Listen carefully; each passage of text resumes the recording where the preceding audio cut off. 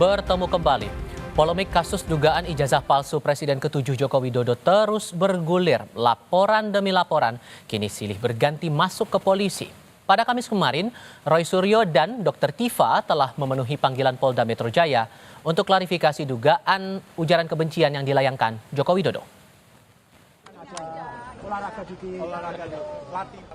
Pada Kamis kemarin, Roy Suryo memenuhi panggilan Polda Metro Jaya untuk dimintai klarifikasi terkait dengan dugaan pencemaran nama baik oleh Jokowi. Berdasarkan surat pemanggilan, Roy mengatakan dirinya dimintai keterangan terkait dengan peristiwa 26 Maret lalu. Kemudian tentang ada beberapa hal yang lain yang ditanyakan, apakah soal video begini, saya hanya jawab singkat saja. Apakah itu ada pada surat laporan tertanggal 26 Maret 2025. Ketika ditanyakan tidak terkait dengan itu, ya sudah. Jangan tanya saya yang tidak ada kaitannya dengan itu. Ya, jadi Kabid Humas Polda Metro Jaya Kombes Pol Ade Ari mengatakan hingga kemarin sudah ada 24 saksi yang dimintai keterangan dalam proses penyelidikan di Polda Metro Jaya. Kehadiran Roy Suryo juga masih sebagai saksi.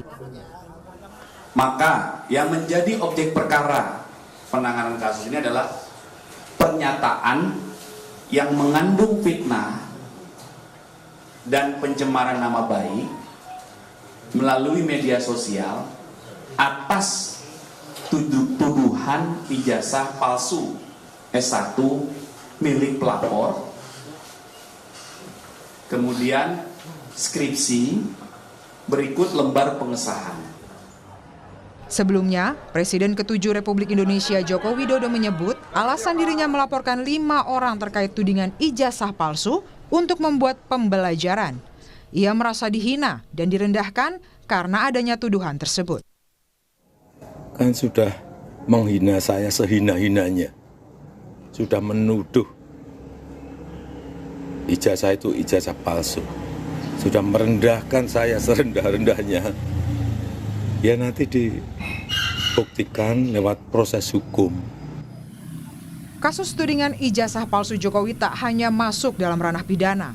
Di Solo, ranah perdata kasus dugaan ijazah palsu sudah melewati 3 kali mediasi. Di mediasi ketiga, hasilnya pun masih buntu. Kuasa hukum Jokowi, YB Irfan menegaskan pihaknya tidak akan memenuhi permintaan penggugat Muhammad Taufik, yakni agar menunjukkan ijazah ke publik. Pihaknya juga menutup pintu damai. Sementara kuasa hukum penggugat Muhammad Taufik, Andika Dian, mengatakan pihaknya siap jika kasus ini dilanjutkan ke persidangan. Kami sudah sampaikan kepada mediator, bukan semata-mata kehendak kami, tapi oleh mediator memang memberikan suatu pemahaman khususnya tugas 1 oleh karena sudah menyatakan deadlock dengan pihak penggugat, maka tidak perlu lagi hadir dalam forum mediasi. Dengan sendirinya kedua belah pihak. Jadi apa yang dituntut oleh pihak penggugat, apabila tergugat 1 tidak memenuhi, dengan sendirinya kan deadlock. Kalau mediator dalam hal ini sebatas memfasilitasi. Ya kalau untuk lanjut ke persidangan, kami dalam rangka menghormati hukum yang ada di Indonesia.